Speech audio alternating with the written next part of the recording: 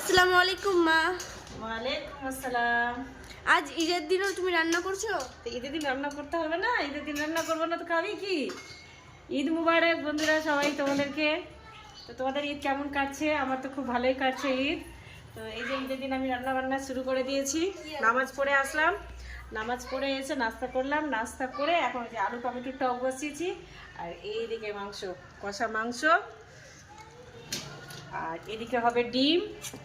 কারণ আমাদের তো সবাই মাংস আবার পছন্দ করে না, কেউ কেউ পছন্দ করে, কেউ কেউ পছন্দ করে না। তো আবার এদিকে ডিম বসিয়েছি, আর এদিকে এই যে কুচানো আলু ভাজা ভাজা করব। আর ওদিকে ভাতটা হয়ে গেছে, দিনের বেলা ভাতের আইটেম, রাত্রেবেলা পোলাও টোলাও কিছু একটা করব। এখন রান্না টান্না করে নিই। ঠিক আছে বন্ধুরা, করো তাহলে। হ্যাঁ। আর একবার সবাইকে ঈদ মুবারক। সবাই ভালো থাকো, সুস্থ থাকো। আর কারা কারা নামাজ পড়তে গেছো, কোথায় কোথায় নামাজ পড়েছো, কমেন্ট করে বলবে। ঠিক আছে।